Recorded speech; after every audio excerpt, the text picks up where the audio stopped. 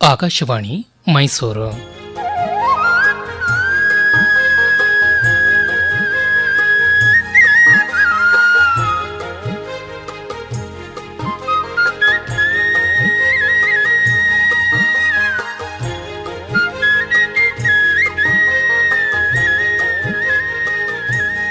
ಗಾದೆ ಗದ್ದುಗೆ ಗಾದೆ ಗದ್ದುಗೆ ಗಾದೆ ಗದ್ದುಗೆ ಗಾದೆ ಗದ್ದುಗೆ ಗಾದೆ ಗದ್ದುಗೆ.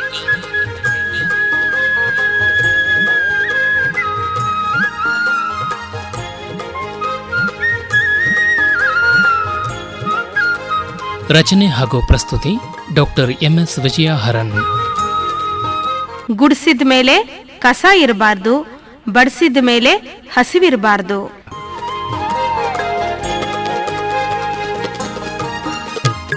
ಅಕ್ಕ ಅಕ್ಕ, ಬೇಗ ಬೇಗ ಬಾಕ್ಕ ಇಲ್ಲಿ. ಏನು ರಾಮು, ಅದು ಯಾವಾಗಲೂ ಅವಸರವಾಗೇ ಇರ್ತಿ, ಸಾವಧಾನ ಅನ್ನೋದೇ ಇಲ್ವಲ್ಲ. ಅಯ್ಯೋ, ಅದೆಲ್ಲ ಆಮೇಲೆ ಇರ್ಲಿ ಕಣಕ್ಕ. ಬೇಗ ಬೇಗ ಬಂದು ನನ್ನ ರೂಮ್ ನೋಡಕ್ಕ ಎಷ್ಟು ಚೆನ್ನಾಗಿದೆ ಅಂತ. ಹಾ ಸರಿ, ನಿನ್ನ ರೂಮು ದಿನ ನೋಡ್ತಾನೆ ಇರ್ತೀನಲ್ಲ, ಇವತ್ತೇನು ವಿಶೇಷ? ಅಲ್ಲೇ ಇರತ್ ಪಾಯಿಂಟು. ಓಹೋ, ಏನಪ್ಪ ಅದು ಪಾಯಿಂಟು? ಲಾ ಪಾಯಿಂಟ್ ಅಲ್ಲ ತಾನೆ? ಅಲ್ಲಕ್ಕ, ನನ್ನ ರೂಮ್ ನೋಡು ಎಷ್ಟು ಚೆನ್ನಾಗಿದೆ. ಇವತ್ತು ಬೇಗ ಎದ್ದು ಧೂಳೆಲ್ಲ ತೆಗೆದು ಕ್ಲೀನ್ ಮಾಡಿ ಬಟ್ಟೆ ಬರೆ ಪುಸ್ತಕ ಟೇಬಲ್ ಎಲ್ಲ ಎಷ್ಟು ನೀಟಾಗಿ ಇಟ್ಕೊಂಡಿದ್ದೀನಿ ನೋಡು. ಹಾಂ ಸರಿ ಚೆನ್ನಾಗಿದೆ. ಬುಕ್ಸ್ ಏನೋ ನೀಟಾಗಿ ಜೋಡಿಸಿದೀಯಾ, ಆದರೆ ಆ ಟೇಬಲ್ ಕೆಳಗೆ ನೋಡು, ಅಬ್ಬಬ್ಬಬ್ಬ ಎಷ್ಟು ಕಸ ಇದೆ ಕಣೋ. ಅದೇನೋ ಗಾದೆ ಹೇಳ್ತಾರಲ್ಲ, ಗುಡಿಸಿದ ಮೇಲೆ ಕಸ ಇರಬಾರ್ದು, ಬಡಿಸಿದ ಮೇಲೆ ಹಸುವಿರಬಾರ್ದು ಅಂತ. ಹಾಗೆ ಕ್ಲೀನಾಗಿ ಕಸ ಇಲ್ಲದೆ ಇರೋ ಹಾಗೆ ಗುಡಿಸ್ಬೇಕು ಕಣ. ಎಲ್ಲಕ್ಕ ಕಸ ನಂಗೆ ಕಾಣ್ತಾನೆ ಇಲ್ಲ. ಸರಿಯಾಗಿ ಕನ್ನಡಕ ಹಾಕೊಂಡು ಬಗ್ಗಿ ನೋಡು, ಟೇಬಲ್ ಕೆಳಗೆ ಕಾಣುತ್ತೆ.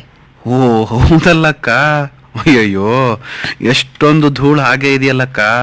ಆಯ್ತು ಬಿಡಕ್ಕ, ತಿರ್ಗಾ ಸ್ವಲ್ಪ ಚೆನ್ನಾಗಿ ಕ್ಲೀನ್ ಮಾಡ್ತೀನಿ.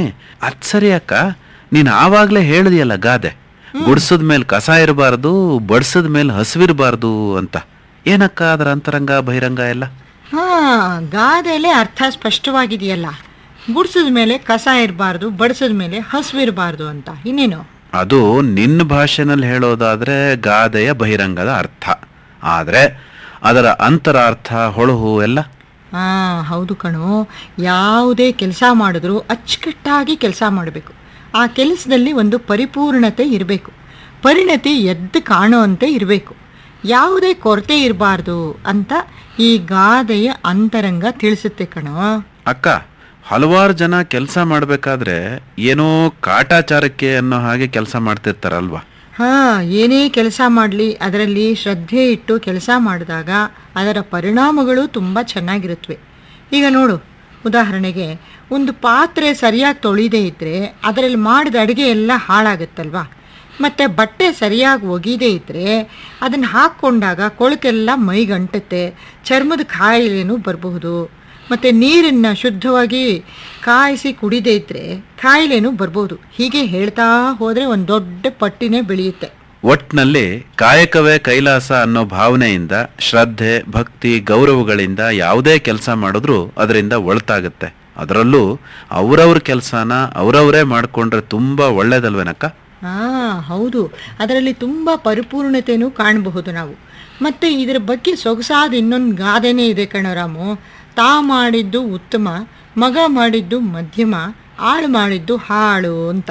ಆದ್ರೆ ಅಕ್ಕ, ಒಂದೊಂದು ಸಲ ಎಲ್ಲ ಕೆಲಸನೂ ನಾವೇ ಮಾಡ್ಕೋತೀವಿ ಅಂತನ್ನೋದಕ್ಕೆ ಆಗೋದಿಲ್ಲ ಅಲ್ವಾ?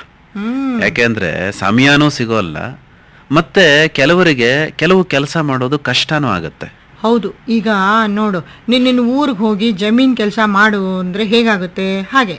ಆಯಾಯ ಕ್ಷೇತ್ರದಲ್ಲಿ ಪರಿಣತಿ ಇರೋರು ಆಯಾಯ ಕೆಲಸಗಳನ್ನ ಮಾಡಿದಾಗ ಒಟ್ಟಾರೆ ಫಲಿತಾಂಶ ಚೆನ್ನಾಗಿರುತ್ತೆ ಅಲ್ವೇನಕ್ಕ? ಆದ್ರೆ ಸಣ್ಣ ಪುಟ್ಟ ವೈಯಕ್ತಿಕ ಕೆಲಸಗಳಿಗೆಲ್ಲ ಇನ್ನೊಬ್ಬರನ್ನ ಆಶ್ರಯಿಸೋದು ಸರಿಯಲ್ಲ.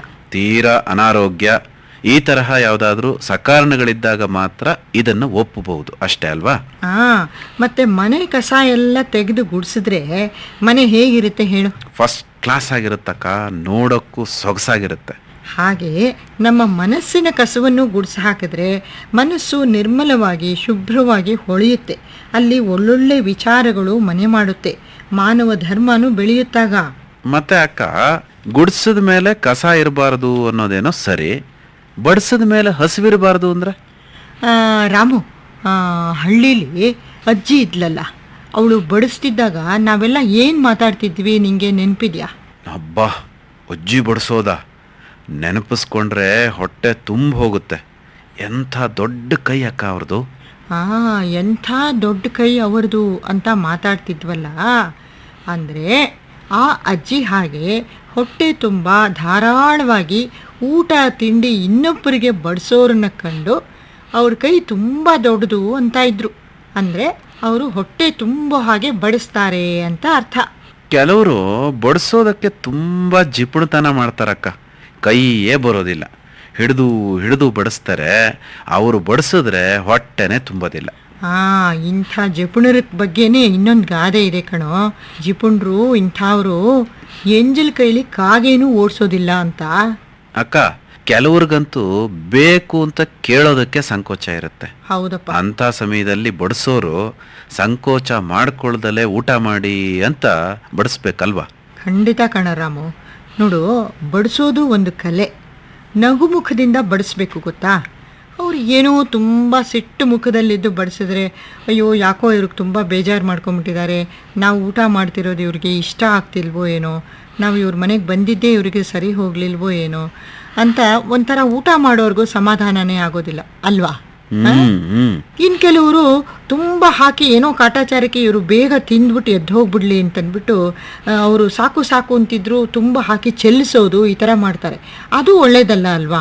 ಅವ್ರಿಗೆ ಎಷ್ಟು ಬೇಕೋ ಅಷ್ಟನ್ನು ಹಿತಮಿತವಾಗಿ ಮತ್ತು ಸಂತೋಷದಿಂದ ಬಡಿಸ್ಬೇಕು. ಮತ್ತು ಇನ್ನು ಕೆಲವರು ಕೆಟ್ಟದಾಗ ಅಡುಗೆ ಮಾಡಿ ಬಲವಂತವಾಗಿ ಕೂಡ ಅದನ್ನು ಬಡಿಸ್ಬಾರ್ದು ಅಲ್ವಾ? ಮತ್ತು ನೋಡು, ಈಗ ಬಡಿಸೋದು ಅಂದರೆ ಬರೀ ಮನುಷ್ಯರಿಗೆ ನಾವು ಬಡಿಸೋದು ಅಂತ ಅಷ್ಟೇ ಅರ್ಥ ಅಲ್ಲ.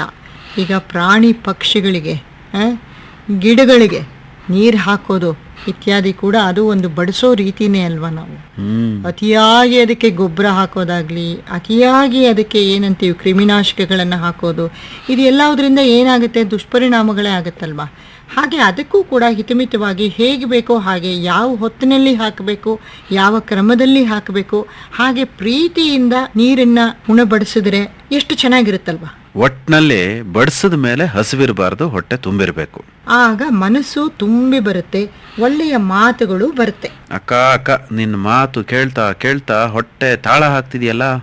ಓಹೋ, ತಿಂಡಿ ರೆಡಿ ಆಗಿದೆ, ತಟ್ಟೆ ತಗೋ. ಬಡಿಸದ ಮೇಲೆ ಹಸಿವಿರಬಾರ್ದು, ಮತ್ತೆ ಗುಡ್ಸದ ಮೇಲೆ ಕಸವಿರಬಾರ್ದು. ಓಕೆ.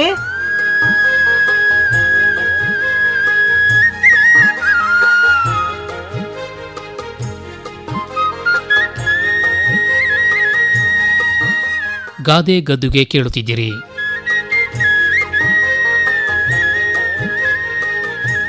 ರಚನೆ ಹಾಗೂ ಪ್ರಸ್ತುತಿ ಡಾಕ್ಟರ್ ಎಂಎಸ್ ವಿಜಯಹರನ್.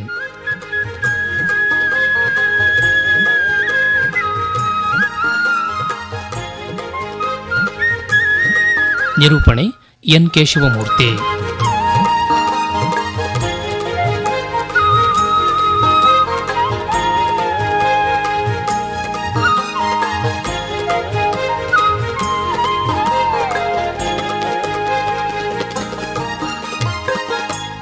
ಈ ಕಾರ್ಯಕ್ರಮ ಆಕಾಶವಾಣಿ ಮೈಸೂರು ಕೇಂದ್ರದಿಂದ ಮೂಡಿಬಂತು.